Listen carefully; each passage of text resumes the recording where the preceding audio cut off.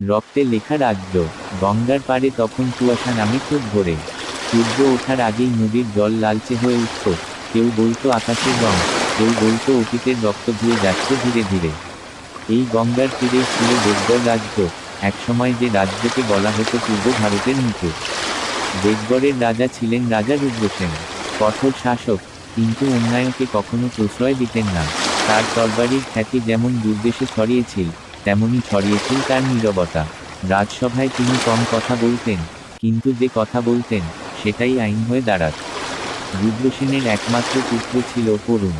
রাজপুত্র হলেও অরুণের চোখে ছিল প্রশ্ন, আর হৃদয়ে ছিল আগুন। সে তরবারি চালাতে পারত রাজ্যের সেরা যোদ্ধাদের মতো, কিন্তু যুদ্ধের চেয়ে সে মানুষকে বুঝতে চাইত বেশি। সে জানতে চাইত, কেন রাজ্য জয় করতে হয়, কেন মানুষ মানুষকে মারে, কেন ইতিহাস সবসময় বিজয়ীদের গল্প বলে। এই প্রশ্নগুলোর উত্তর সে পায়নি তখন। দেবগড়ের পশ্চিমে ছিল আরেক শক্তিশালী রাজ্য, চন্দ্রকোট। চন্দ্রকোটের রাজা ছিলেন ভয়ঙ্কর কূটনীতিক সম্রাট ভৈরব। যুদ্ধের চেয়ে ষড়যন্ত্রে তিনি বেশি বিশ্বাস করতেন। তার চোখ ছিল দেবগড়ের সোনার খনি আর গঙ্গার বন্দরগুলোর দিকে। এক রাতে দেবগড়ের সীমান্তে আগুন জ্বলে উঠল। গ্রাম পুড়ল, মানুষ মরল, আর ভোর হতেই রাজসভায় খবর এলো,